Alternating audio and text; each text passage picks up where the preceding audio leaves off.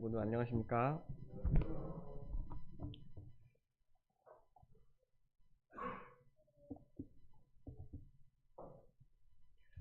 네, 여름 최고 온도가 이제 몇 주 전만 해도 34도, 36도 막 그랬었는데요. 이제 점차 더위가 좀 꺾이려는 것 같습니다. 참 기쁜 소식이 아닐 수 없습니다. 예. 근데 그런 와중에도 저는 올해 겨울은 또 얼마나 추울까 하는 그러한 걱정 가운데 살고 있는데요. 이 무더위가 끝난다는 것은 또 저에게는 방학이 끝나는 것을 뜻합니다. 내일은 또 개학을 해서 새로운 학기를 맞이하게 되는데요. 요즘 뉴스에서 많이 접하시다시피 이제 학교 선생님들 사이에서도 좀 알 수 없는 그런 분위기, 또 참 그동안 겪어왔던 많은 어려움들을 이제 좀 목소리를 내시려고 하는 그런 모습들을 보았습니다. 참 이 세상이 정말 어지럽고 또 하나님의 참 그런 섭리가 아니면 사람으로서는 어쨌든 참 이럴 수밖에 없는 현실을 보게 됩니다. 그래서 주님의 선한 손길을 간구할 수밖에 없다는 생각을 하게 되었습니다. 네, 오늘은 먼저 창세기 1장 27절 말씀을 함께 잠시 살펴보기를 원합니다. 창세기 1장 27절입니다.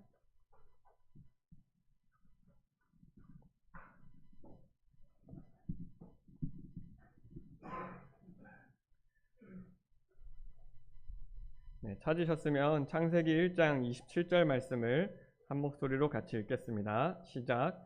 하나님이 자기 형상 곧 하나님의 형상대로 사람을 창조하시되 남자와 여자를 창조하시고. 감사합니다. 너무나 잘 아시다시피 하나님께서 천지를 창조하실 때 6일간 이 세상을 창조하셨고 마지막 7일째에는 안식하셨습니다. 그런데 6일째에 사람을 만드셨는데요. 하나님께서 사람을 만드실 때에는 다른 생물들을 만드실 때와 좀 다른 점이 있습니다. 무엇일까요? 여기 27절 말씀을 보시면 바로 하나님의 형상대로 지음을 받았다는 것입니다. 이 세상에 있는 어떤 생물도 사람을 제외하면 하나님의 형상을 닮게 창조된 것은 없습니다. 그러니까 사람이 아주 특별한 존재로 지어졌다는 것을 알 수 있습니다. 그렇다면 하나님의 형상을 닮게 지어졌다는 것이 무엇을 뜻하는지 한번 좀 생각을 해보도록 하겠습니다.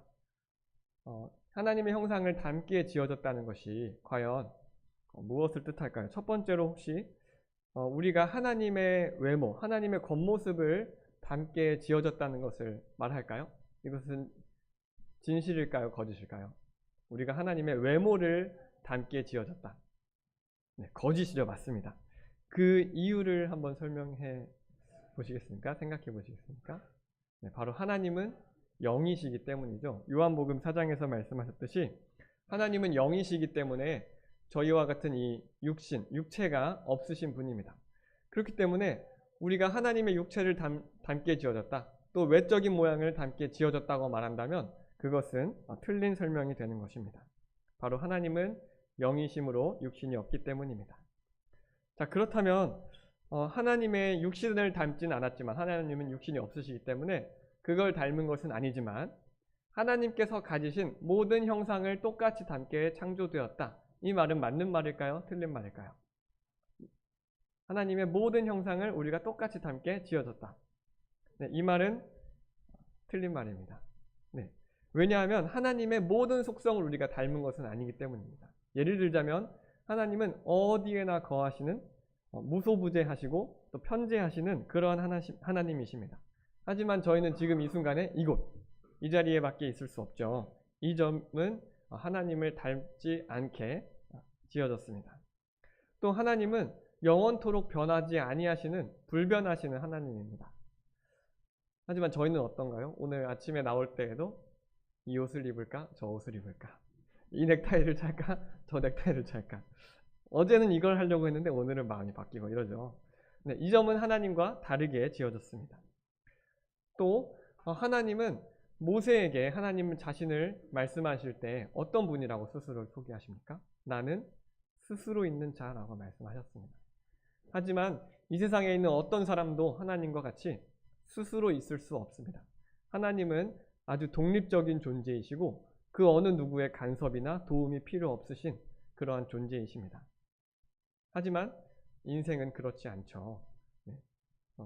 갓난아이만 보더라도 엄마가 없으면 하루라도 살아갈 수가 없습니다. 이처럼 우리가 하나님의 모든 속성을 닮지는 않았습니다. 불변하시거나 또 편재하시고 또 영원토록 동일하시고 독립적이신 하나님의 이러한 속성은 우리가 닮지 않았습니다. 하지만 하나님의 속성 중에 일부분은 저희가 닮았는데요. 예를 들자면 우리에게는 그 하나님의 자유의지를 닮게 지어졌습니다. 또 우리는 하나님과 동일하게 영적인 존재로 지어졌기 때문에 우리가 무엇을 선한 것을 고를 수 있는, 분별하고 선택할 수 있는 그러한 권한이 우리에게 있다는 것입니다. 그래서 사람은 동물과 다르게 무엇이 있습니까? 신을 찾으려고 하고 또 옛날 분들을 보면 이제 달에게 빌면서 또는 아프리카에 가면 어떤 나무나 동물에게 빌면서 이렇게 신을 찾으려고 하는 종교심이 있습니다. 또 도덕적인 것을 어쨌든 추구하고 갈망하고자 하는 그러한 도덕성은 하나님을 닮게 지어졌습니다. 그리고 전도서 7장에서 말씀하시는 대로 하나님은 사람을 정직하게 지으셨습니다. 이 점도 하나님과 동일한 점입니다. 정직한 하나님을 우리가 닮게 지어진 것입니다. 하지만 그 뒷부분에 보면 사람이 많은 꾀를 내었다고 말씀하고 있습니다. 이처럼 우리는 하나님의 모든 속성은 아니지만 일부의 속성을 닮게, 그 형상을 닮게 창조되었지만 그것이 조금 변질되었습니다. 왜 그럴까요? 바로 아담과 하와의 타락한 이후부터 그것이 변질되고 또 손상되기 시작했습니다.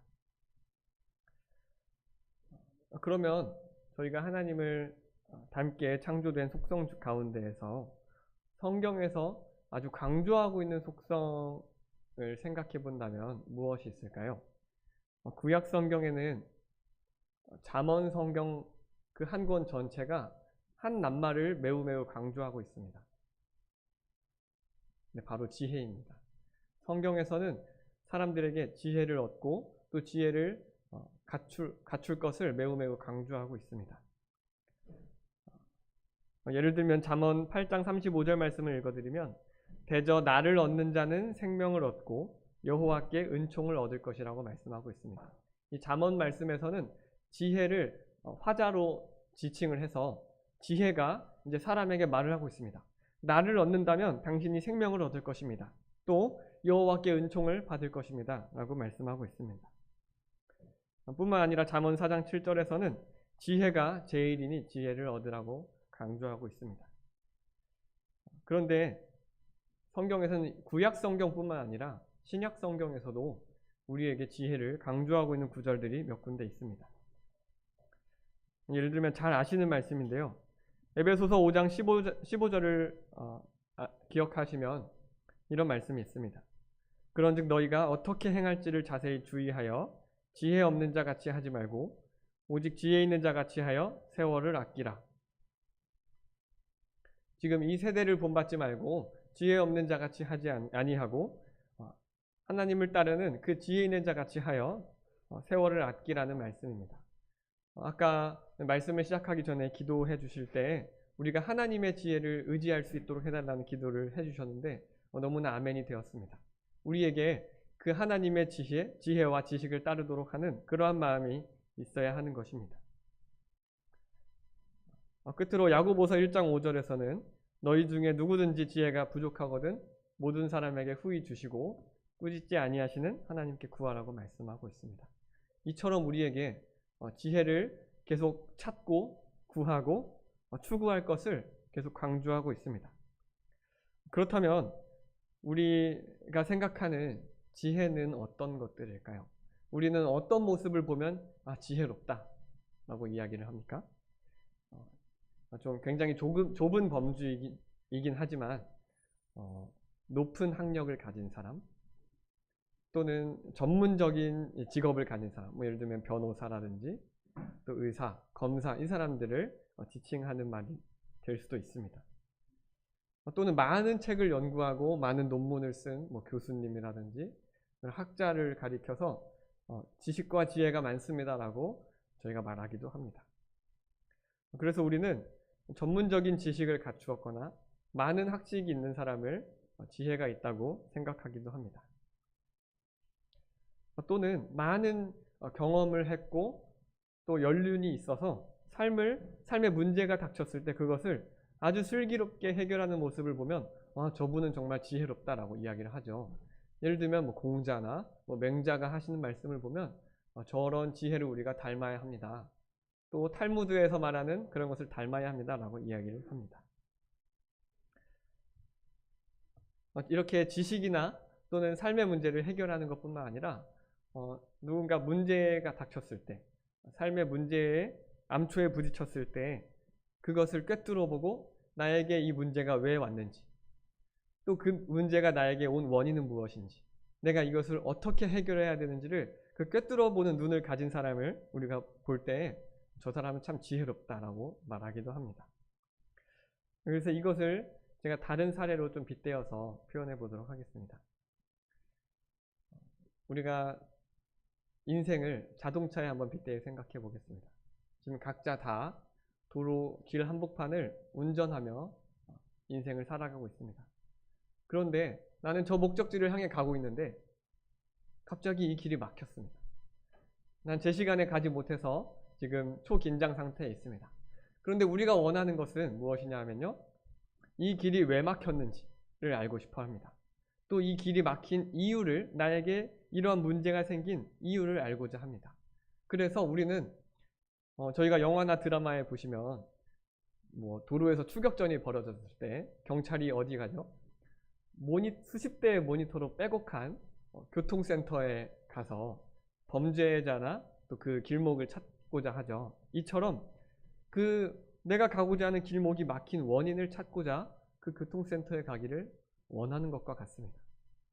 가서 이 길목이 왜 막혔는지, 또 어디까지 막혔는지, 막힌 의미는 무엇인지 이것을 찾고자 한다는 것입니다. 그래서 이제 이 길이 막혔으니 나에게 다른 차선책, 다른 최고의 길은 무엇인지를 찾고자 하는 것입니다. 그런데 우리가 이것을 삶에서 생각해 보면 이 모든 것을 주관하시는 분은 바로 하나님이십니다. 그래서 그 모든 길목을 꿰뚫어 보고 계시고 모든 것을 주관하시는 하나님의 그 교통센터에도 우리가 서 있기를 원한다는 사실입니다.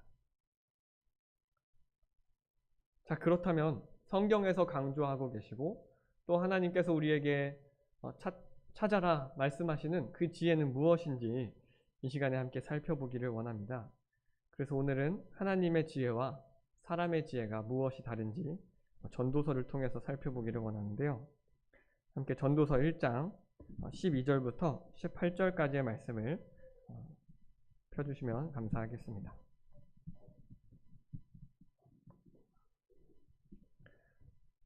전도서 1장 12절부터 18절까지입니다.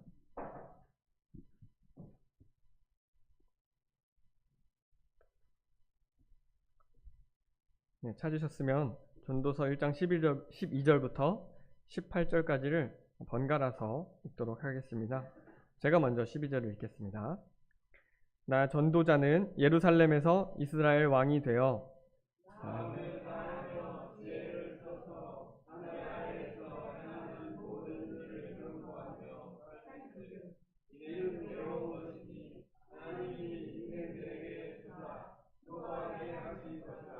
내가 해 아래에서 행하는 모든 일을 보았노라. 보라, 모두 다 헛되어 바람을 잡으려는 것이로다. 부러진 것도 곧게 할 수 없고 모자란 것도 셀 수 없도다. 내가 내 마음속으로 말하여 이르기를 보라, 내가 크게 되고 지혜를 더 많이 얻었으므로 나보다 먼저 예루살렘에 있던 모든 사람들보다 낫다 하였나니 내 마음이 지혜와 지식을 많이 만나보았음이로라. 내가 지혜를 알고자 하며 미친 것들과 미련한 것들을 알고자 하여 마음을 썼으나 이것도 바람을 잡으려는 것인 줄을 깨달았도다. 지혜가 많으면 번뇌도 많으니 지식을 더하는 자는 근심을 더하느니라. 먼저 이 전도서에서 말하고 계시는 참된 지혜가 무엇인지 살펴보기 전에 전도서 말씀에 대해 간단히 알아보도록 하겠습니다. 이 전도서를 쓴 사람은, 기록한 사람은 저희가 방금 읽은 12절과 또 1장 1절에서 살펴보았듯이 다윗의 아들이고 또 예루살렘에서 왕이 된 이스라엘 왕입니다. 딱 한 명밖에 없죠. 네, 솔로몬입니다. 이 전도서를 기록한 사람은 솔로몬입니다. 그래서 우리가 보통 솔로몬이 쓴 책은 성경에 총 3권이 있는데요. 잠언과 전도서와 아가서입니다. 그 중에 아가서는 아마 솔로몬이 가장 젊었을 때에 지은 책이라고 이야기하고 있습니다. 이 술람미 여인에 대한 사랑을 노래하고 있기 때문에 사랑을 가장 뜨겁게 했을 젊은 시절에 쓴 책이라고 이야기하고 있습니다. 그리고 중년에는 많은 지혜를 깨달았었던 그때이기 때문에 잠언을 썼을 것이라고 추측하고 있습니다. 그리고 이 솔로몬의 말년에 모든 것을 다 경험해보고 또 모든 지혜를 경험해본 솔로몬이 사람들에게 내가 모두 경험해봤지만 이것이 다 해 아래에서 행하는 모든 것이 헛되다라는 결론을 내리는 이 전도서를 썼을 것으로 추정하고 있습니다. 그런데 전도하면 어떤 이미지가 떠오르시죠? 다른 사람을 교회로 초청하거나 또 복음 말씀을 전하고 구원 상담을 하는 이런 모습이 떠오르실 것입니다. 근데 전도서를 히브리어로는 코헬렛이라고 하고 영어로는 에클레시아스테스라고 한다고 합니다. 저희가 좀 낯이 익은 낱말이 있죠. 에클레시아, 바로 따로 불러낸 무리라는 뜻인데요. 에클레시아스테스는 사람들을 불러 모으는 자라는 뜻이 있다고 합니다. 그래서 이 전도서는 이 전도자가 사람들을 불러 모아서 나의 의견을 그들에게 알리고 설교한다라는 그런 의미를 담고 있다고 합니다. 그래서 솔로몬이 지금 전도자, 설교자가 되어서 이 세상 사람들에게 내가 해본 이 경험들을 토대로 생각해보니 또 찾아본 것이 있으니 해 아래에서 행한 모든 것이 헛되다라는 것입니다. 그리고 그 후에 내가 내린 결론은 이러하다 하고 있는데요. 무엇인지는 잠시 후에 살펴보도록 하겠습니다. 그런데 저희가 전도서를 읽을 때 좀 유의해야 할 점이 있습니다. 무엇이냐 하면 이 전도서는 해 아래에서 행해지는 일들을 자기가 경험한 것을 전하는 것이기 때문에 이 가운데에는 진리인 말씀도 있습니다. 정말 100% 하나님의 진리인 말씀이 있습니다. 하지만 때로는 이 말씀 가운데 반절은 진리이지만 반절은 진리가 아닌 것들도 있습니다. 예를 들면 1장 4절을 보시면 한 세대는 가고 한 세대는 오되 땅은 영원히 있도다. 한 세대가 가고 한 세대가 오는 것은 진리일까요? 아닐까요? 네, 진리이죠. 네, 맞습니다. 진리입니다. 그래서 광야에서 한 세대가 죽고 가나안 땅에 들어간 새로운 세대가 있었던 것처럼 한 세대가 가고 새로운 세대가 오는 것은 너무나 당연한 진리입니다. 하지만 땅이 영원히 있는 것은 진리가 당연히 아닙니다.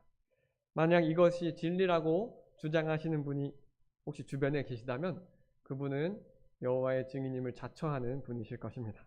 그래서 그분들은 이러한 구절들을 근거로 우리 구원받은 성도가 이 땅에서 영원히 살 것이라고 주장하고 있습니다.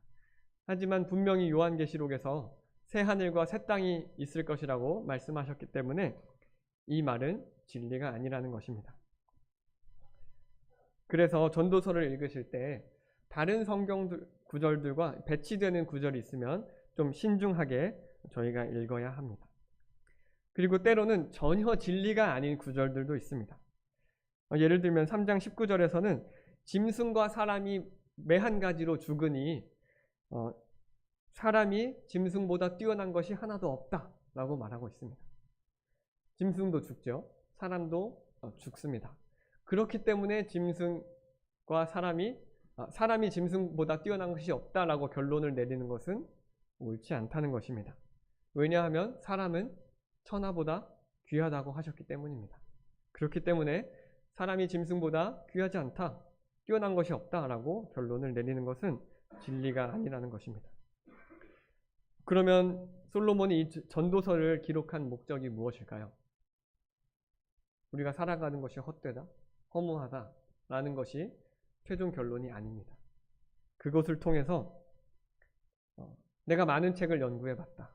또 내가 수많은 경험도 해봤고 세상의 많은 금은보화도 누려보았고 많은 지혜도 경험해보았다. 하지만 그것을 통해서 많은 책을 읽어보고 많은 경험을 해서 많은 지혜를 얻어보았지만 사실 내가 세상에 이해할 수 없는 일들이 너무나 많다. 그것을 통해 추구하려 하는 지혜는 헛된 것이다. 참된 지혜가 아니다라는 결론을 내리고 있습니다. 또한 그 지혜로 이 세상에서 일어나는 일을 하나님께서 왜 그것을 주셨는지, 하나님께서 그 일을 나에게 주신 목적이 무엇인지 알려고 하는 것조차도 헛되다라는 것을 우리에게 보여주는 것입니다. 저희가 아까 읽은 12절부터 18절까지의 말씀을 제가 쉬운 성경으로 다시 한번 읽어드리겠습니다. 그러면 전도자가 정말로 우리에게 하고자 하는 말이 무엇인지 찾아보시기 바랍니다. 나 설교자는 예루살렘에서 이스라엘의 왕이었다. 나는 하늘 아래에서 일어나는 모든 일을 지혜로서 연구하고 깊이 생각하기로 작정했다. 하나님께서 사람들에게 얼마나 무거운 짐을 지워주셨는지 알게 되니 괴로웠다. 내가 해 아래에서 되어지는 모든 일을 살펴보니 그 모두가 마치 바람을 잡으려고 하는 것처럼 허무하였다. 구부러진 것을 곧게 할 수 없고 부족한 것은 너무 많아서 헤아릴 수가 없다. 나는 스스로 말하였다. 예루살렘에서 왕 노릇한 사람치고 나보다 지혜와 지식을 크게 깨친 자는 없을 것이다. 나는 지혜가 무엇이며 미친 것과 어리석음이 무엇인지를 알고자 생각해 보았으나 이건 역시 바람을 잡는 일과 같다는 결론을 내렸다. 지혜가 많으면 괴로움도 많고 지식을 쌓으면 그만큼 고통도 늘어난다. 네, 결국 이 세상에서 우리가 얻으려고 하는 지혜, 또 그것을 통해서 세상에서 일어나는 것을 바라보려고 하는 것도 헛되다라는 것입니다. 그렇다면 무엇이 참된 지혜인지를 잠시 후에 살펴보도록 하겠습니다. 그러면 솔로몬이 과연 어떤 것들을 살펴보았기에 이것들이 다 헛되다고 하는지를 먼저 찾아보도록 하겠습니다. 솔로몬은 먼저 이 세상에서 일어나는 일들을 살펴보았습니다. 1장 5절에서 7절부터는 세상에서 일어나는 그 자연의 섭리를 살펴보았다고 말씀하고 있습니다. 1장 5절에서는 해는 뜨고 해는 지되 그 떴던 곳으로 빨리 돌아가고, 해가 뜨고 지죠. 그럼 해가 왜 뜨고 왜 질까요? 과학 시간에 배우신 분들, 과학자들이 찾아냈습니다. 해가 뜨고 지는 이유는 지구가 스스로 돌기 때문이라고 합니다. 예를 들어서 이쪽에 태양이 있다고 해보겠습니다. 제가 지구고요. 제 눈에 우리나라 한반도가 있다고 해보겠습니다. 그러면 제 눈에 저쪽이 보이면 지금 해가 떠 있는 상태입니다. 하지만 지구가 스스로 돌아서 지금 해가 안 보이면 밤이겠죠? 그리고 다시 해가 보이면 이제 아침이 되고 낮이 된 겁니다. 우리는 이 원인을 찾긴 했습니다만 왜 지구가 스스로 도는지, 어떻게 해서 스스로 돌 수 있는지, 하나님께서 왜 그렇게 만드셨는지는 알 수 없습니다. 그리고 지구가 스스로 한 바퀴를 돌 때 속도가 무려 시속 1670km라고 합니다. 저희 운전할 때 시속 130km 정도만 달려도 손에 땀이 나는데요. 이 지구는 시속 1670km로 지금 한 바퀴를 돌고 있습니다. 그래서 한 바퀴를 도는데 걸리는 시간은 딱 하루 24시간 정도가 걸린다고 합니다. 정말 신비하고 놀라운 사실이 아닐 수 없습니다. 그런데 지구가 스스로 돌 뿐만 아니라 또 태양 주위를 한 바퀴 이렇게 또 돌죠. 그렇기 때문에 우리에게 사계절이 나타나고 있다고 합니다. 과학자들이 발견을 했는데요. 그러면 지구가 태양을 한 바퀴 도는 데에 걸리는 시간은 1년입니다. 그리고 도는 데에 어느 정도 빠른 속도로 돌고 있냐면 시속 10만 7천 km의 속도로 지구가 태양 한 바퀴를 돌고 있다고 합니다. 정말 신비한 일들이 이렇게 많지 않을 수 없습니다. 너무 많죠.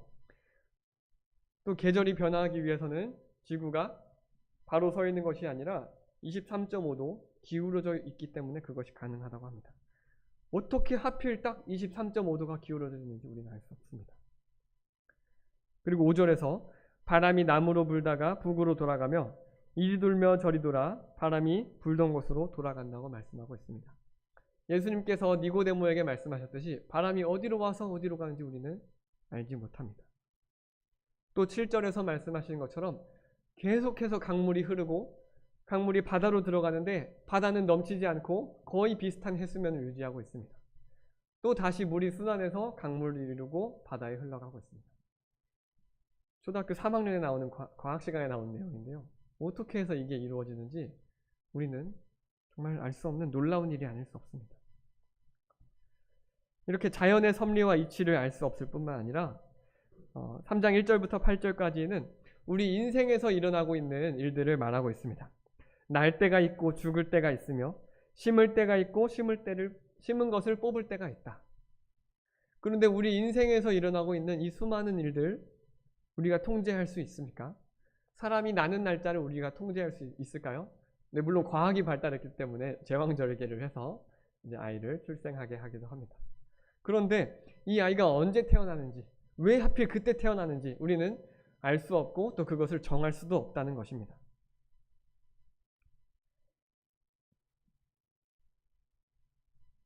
네, 뿐만 아니라 모든 사람에게 한 번 죽는 것은 정해져 있다고 말씀하시는 것처럼 모든 사람에게 임하는 그 모든 것이 일반이라.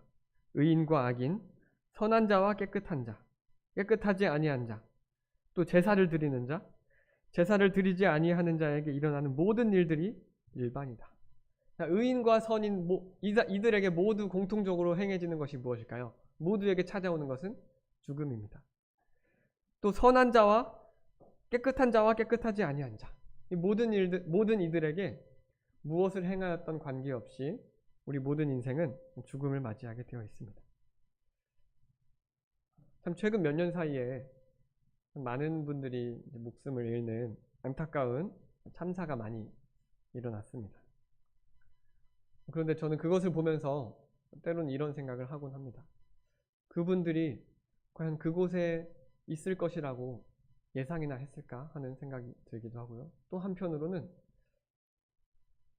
언제 어디서나 나도 그런 현장에 있을 수 있겠구나 하는 그런 생각을 하곤 합니다. 우리는 이것을 통제할 수 없습니다. 또 이것이 언제 일어날지 알고자 하는 것도 헛된 것입니다. 그래서 사람은 매일 죽는 연습을 한다고 하죠. 언제 합니까? 네, 밤에 하죠? 잘 때 합니다. 그러니까 밤에 잠드는 것은 죽는 연습을 하는 것과 같다고 말을 한다고 합니다.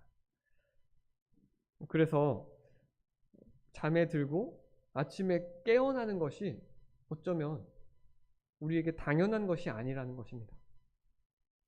잠든 후에 다음날 아침에 내일 내가 깨어나지 못하는 일이 생길 수도 있다는 사실입니다. 또 이 전도자가 살펴보았을 때 8장 14절에서는 벌을 받는 의인도 있고 또 때로는 의인이 받아야 할 상을 악인이 받는 일도 있다고 말하고 있습니다. 또 그걸 살펴보니 내가 도저히 이걸 이해할 수 없다라고 말하고 있습니다. 정말 있죠. 정말 복음 전도를 위해 애쓰시고 또 교회를 지키기 위해 수고하신 분들이 때로는 단명을 하시거나 또는 질병에 걸려서 고통받는 경우를 보기도 하고 우리가 그것을 위해 기도하기도 합니다. 또 때로는 반대로 정말 큰 재판을 받아도 부족할 판에 오히려 떵떵거리고 살고 더 큰 재산을 누리며 살고 오랫동안 살아가는 그러한 일들도 또 한 대통령도 저희가 보기도 했습니다. 이렇게 자연에서 일어나는 이치들, 섭리들, 우리 인생을 돌아볼 때 또 죽음과 세상에서 벌어지는 일들을 볼 때에 이 전도자는 이렇게 결론을 내립니다. 우리가 하나님의 행사를 알 수 없다는 것입니다. 그래서 전도서 8장 17절에서는 또 내가 하나님의 모든 행사를 살펴보니 해 아래에서 행해지는 일을 사람이 능히 알아낼 수 없도다. 사람이 아무리 애써 알아보려 할지라도 능히 알지 못하나니 비록 지혜자가 아노라 할지라도 능히 알아내지 못하리로다. 우리는 이것을 알 수 없다는 것입니다. 또 많은 과학자들뿐만 아니라 철학자들도 이것을 알아내려고 노력합니다. 하지만 그들이 알아내려고 할수록 확실해지는 사실이 하나 있습니다. 무엇일까요? 내가 그것을 알 수 없다는 것입니다. 그것이 분명해질 것입니다. 이제 이런 거를 교육적 용어로는 메타인지라고 하는데요. 예를 들면 네가 곱셈을 할 수 있는지 없는지 알아요? 몰라요? 저는 아직 곱셈할 줄을 몰라요. 근데 곱셈할 줄 모른다는 사실을 아는 것, 이것이 메타인지입니다. 이것처럼 세상에서 일어나는 일이 하나님의 행사가 우리가 알 수 없다는 것을 우리는 분명히 알게 되었다는 것입니다. 그래서 전도자는 첫 번째로 이 세상에서 일어나는 일을 볼 때 참 우리가 추구하는 지혜가 헛되다는 것을 이야기해 주고 있습니다. 또 두 번째로는 한 장을 좀 넘기셔서 2장 22절을 이렇게 보도록 하겠습니다. 전도자가 볼 때 많은 사람들이 무엇을 위해 수고하고 열심히 노력하고 있는데 그 결과도 결국 바람을 잡는 것과 같다고 말하고 있습니다. 사람이 해 아래에서 행하는 모든 수고와 마음에 애쓰는 것이 무슨 소득이 있으랴. 일평생에 근심하며 수고하는 것이 슬픔뿐이라. 그의 마음이 밤에도 쉬지 못하나니 이것도 헛되도다. 무엇을 위해서 이 일을 하고 계십니까? 저도 저에게 자문을 해보면 결국에는 제가 먹고 살기 위해서였던 것 같습니다. 우리의 삶이 유지되기 위해서는 결국 돈이 필요하고 그것을 위해선 노동을 해야 하는 것이었습니다. 그런데 노동하고 수고해서 돈을 벌면 이제 인생의 모든 목적이 이루어지는 것일까요? 그렇다면 돈만 벌기만 하면 이제 인생이 참된 목적이 이루어지는 것일까요? 그렇다면 정말 그 큰 부자들은 이제 모든 목적을 이루었을까요? 아니죠. 돈이 어느 정도 모이면 또 부자가 되면 더 큰 돈을 벌고자 할 것입니다. 그래서 대기업 회장들은 뭐합니까? 이 회사를 어떻게 하면 더 크게 또 이 경쟁 업체들과 이기게 할 수 있을지를 항상 연구합니다.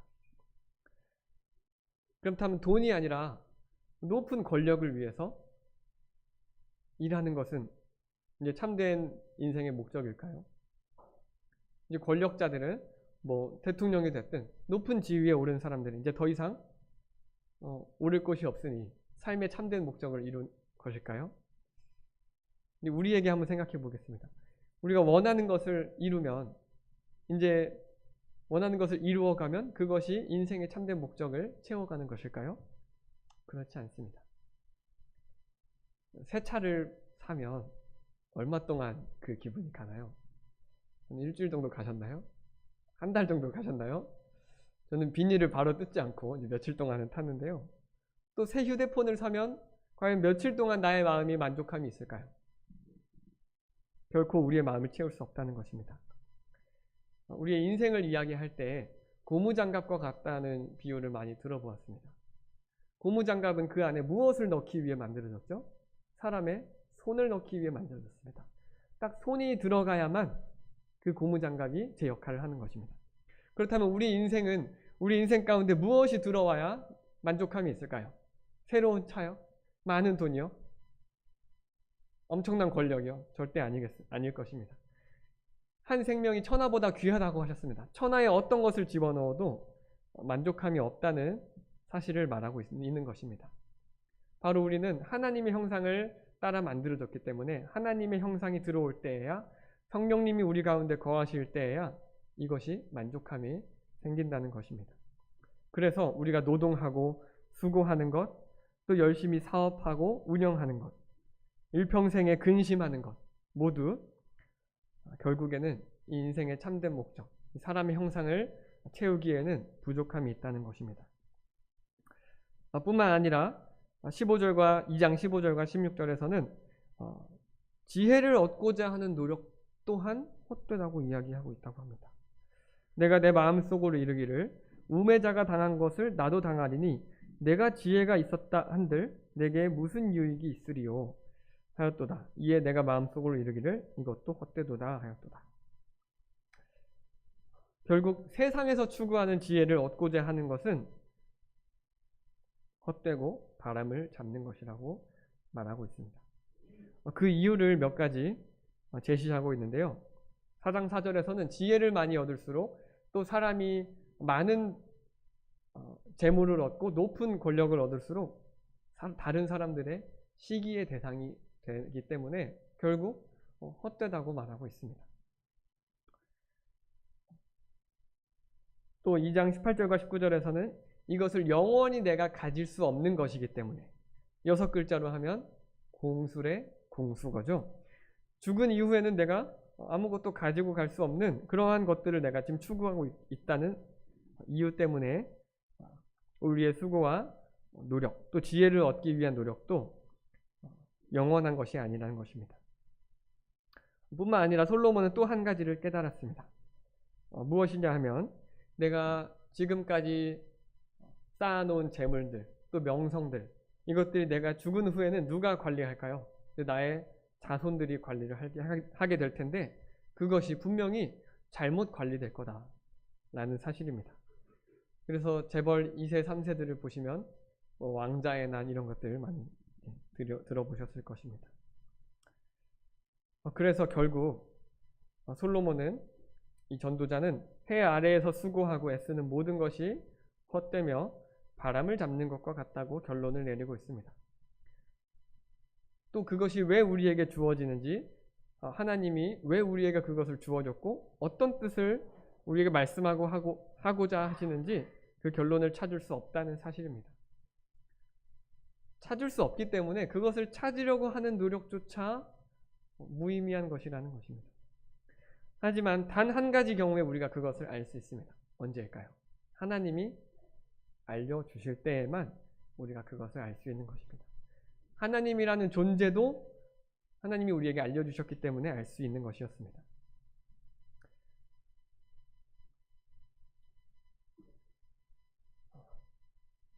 참 여기까지 보면 너무 참 우울하고 내가 그렇다면 왜 오늘 하루 이렇게 열심히 사나 하는 생각이 들 텐데요. 솔로몬은 하나님께서 이렇게 하신 이유에 대해서 생각해보고 찾아보았습니다. 아까 제가 비유로 말씀드린 것 중에 우리가 인생을 살아가면서 문제가 생기면 나는 수많은 모니터들이 있는 곳에 가서 왜 그 문제가 생겼는지를 찾기를 원한다고 말씀을 드렸습니다. 하지만 그곳에서 그 모든 것을 관리하시고 주관하시는 분은 하나님이십니다. 하나님께서 이 모든 세상 만사를 관리하고 그것을 주관하신다는 하나님만이 주권자이시다는 사실을 인정하도록 하기 위해서 하나님이 이것을 우리에게 주셨다고 솔로몬은 결론을 내리고 있습니다.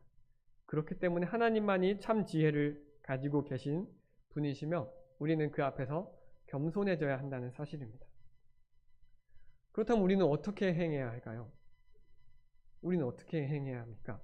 우리 인생이 도로의 자동차와 같다면 무엇을 해야 할까요? 네, 바로 교통법규를 지켜야 합니다. 빨간불이 들어왔으면 왜 나한테 빨간불이 들어왔지? 이렇게 생각하시는 분 계십니까? 빨간불을 주신 목적이 무엇이지? 생각하시는 분이 계십니까? 없죠. 빨간불이 들어오면 브레이크를 밟습니다. 그것이 바로 우리가 행해야 할 일이라는 사실입니다. 하나님께서 가라, 초록불 주시면 가고 멈춰라 하면 멈추고 또 길이 좀 막히면 좀 천천히 기다리거나 다른 길을 보여주신다면 다른 길로 가야 하는 그것이 우리의 역할이라는 사실입니다. 오로지 하나님만을 믿고 그 지혜로우신 하나님께 순종하며 살아가는 것이 우리 인생의 참된 목적이라는 사실입니다. 그래서 아브라함의 예를 들면 하나님께서 아브라함에게 처음으로 찾아가셔서 뭐라고 말씀하시죠? 갈대아 우르에 살고 있는 아브라함에게 내 고향과 친척과 아비의 집을 떠나라. 그리고 내가 보여줄 새로운 땅으로 가라고 말씀하셨습니다. 그런데 이 말씀을 볼 때 좀 이상한 점이 있습니다.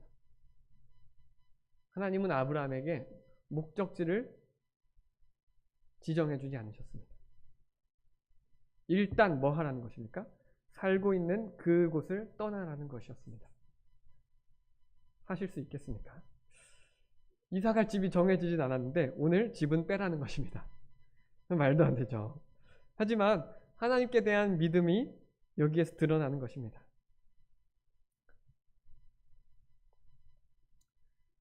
그래서 이 전도자는 이러한 삶을 살도록 하기 위해서 우리가 추구해야 할 참된 지혜의 지침들을 여러 가지를 보여주고 있습니다. 이렇게 3장 11절부터 14절까지를 살펴보도록 하겠습니다. 11절부터 14절까지를 한 목소리로 읽어보도록 하겠습니다. 시작. 하나님이 모든 것을 지으시되 때를 따라 아름답게 하셨고 또 사람들에게는 영원을 사모하는 마음을 주셨느니라. 그러나 하나님이 하시는 일의 시종을 사람으로 측량할 수 없게 하셨도다. 사람들이 사는 동안에 기뻐하며 선을 행하는 것보다 더 나은 것이 없는 줄을 내가 알았고 사람마다 먹고 마시는 것과 수고함으로 낙을 누리는 그것이 하나님의 선물인 줄도 또한 알았도다. 하나님께서 행하시는 모든 것은 영원히 있을 것이라. 그 위에 더할 수도 없고 그것에서 덜할 수도 없나니 하나님이 이같이 행하심은 사람들이 네, 감사합니다. 이 전도자는 이러한 지침을 내려주고 있습니다. 바로 하나님이 이같이 행하심은 사람들이 그의 앞에서 경외하게 하려 하셨다는 것입니다. 우리가 하나님을 경외하고 그의 명령을 지키면서 살게 하도록 세상에 있는 이치들, 인생의 목적들을 알려주지 않으셨다는 것입니다. 그렇게 했을 때 하나님만을 믿으면서 살아가기 때문입니다. 그래서 잘 아시는 대로 전도서 마지막 말씀인 12장 13절과 14절에서는 하나님을 경외하고 그의 명령들을 지킬지어다. 행위와 그 모든 은밀한 일을 선악간에 심판하시리라고 말씀하고 있습니다. 자, 또 하나의 지침이 여기서 나왔습니다. 우리는 후에 하나님께로부터 심판을 받는다는 사실입니다. 그런데 구원받은 성도들은 죄에 대한 심판은 더 이상 없습니다. 그렇다면 어떤 심판이 있죠? 그리스도의 심판대 앞에 서서 우리가 행한 일들을 그 공적을 하나님께서 불로써 심판하실 것입니다. 그래서 하나님께서 심판하시기 때문에 청년들에게도 말씀하실 때 네 마음에 기뻐하는 대로 해라. 또 네 눈에 즐거워 보이는 대로 행해라. 하지만 후에 심판이 있다는 것을 명심하라고 말씀하시는 것이 바로 그 이유에서입니다. 그런데 그 유대인들에게 청년은 굉장히 저희가 생각하는 것보다 나이대가 좀 넓다고 합니다. 어쨌든 이 전도자가 내리는 지침은 첫 번째, 하나님을 경외하고 그의 명령을 지키는 것입니다.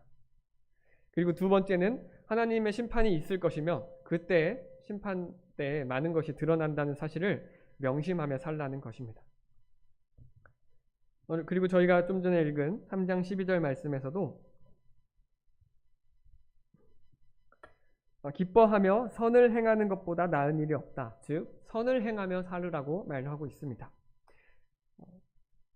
아무렇게나 막 살고 악을 행하라는 것이 절대 아니라는 것이죠. 그리고 전도서는 굉장히 짧기 때문에 순식간에 읽으실 수 있는데요. 제가 이 전도서 말씀을 읽다가 굉장히 참 마음에 기쁨이 있는 말씀을 읽었습니다. 9장 7절부터 10절까지는 우리의 삶의 현재의 즐거움에 충실히 살으라는 그러한 말씀을 하고 있습니다. 기쁜 마음으로 음식물을 먹어라. 또 즐거운 마음으로 포도주를 마셔라. 사랑하는 아내와 즐겁게 함께 살아라. 내 손에 일이 있는 대로 힘을 다하여 살으라는 것입니다. 그러니까 현재의 삶, 가족들과의 삶, 성도들과의 교제, 주변 사람들과의 일, 하나님과의 관계에서 모두 즐겁게 또 충실하게 살으라는 것입니다.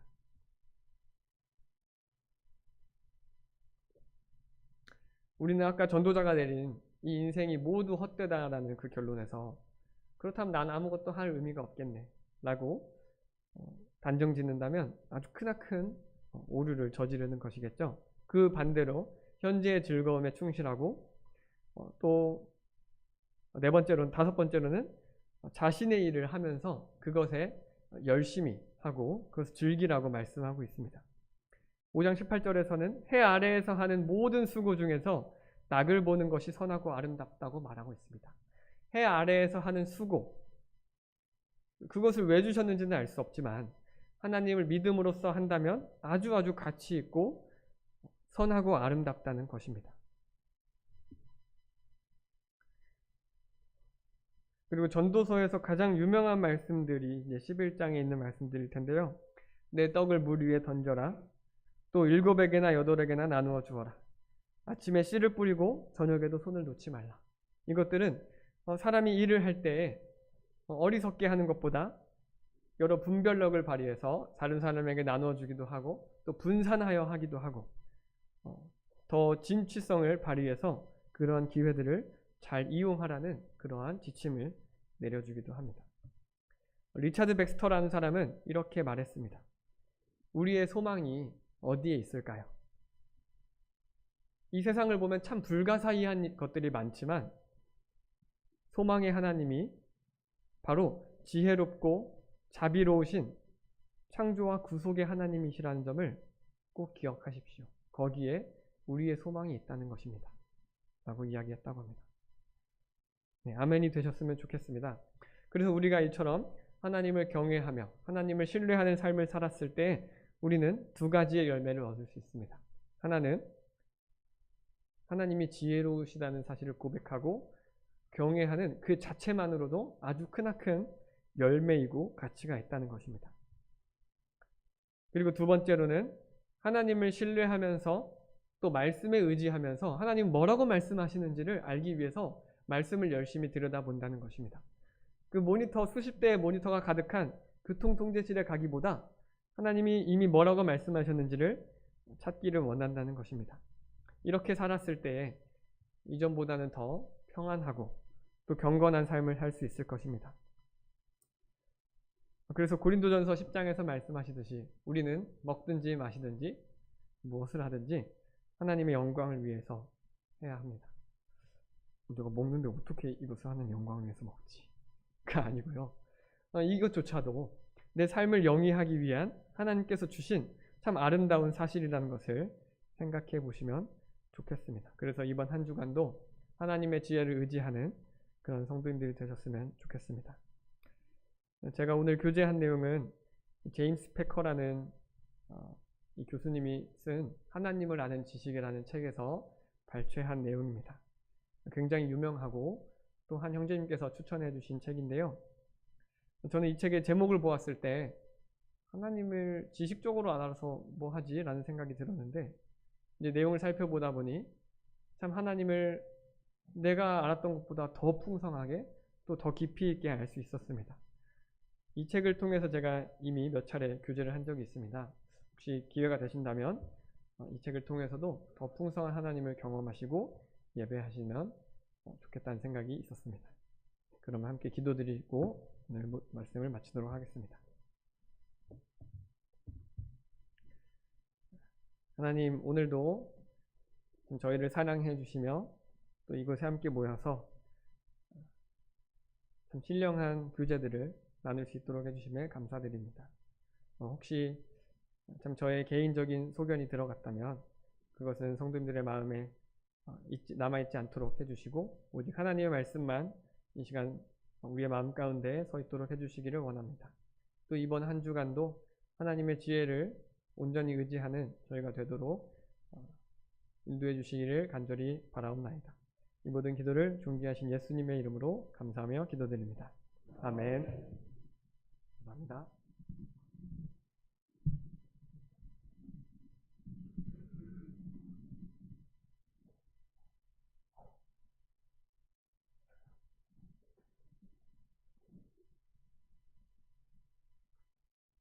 말씀에 감사를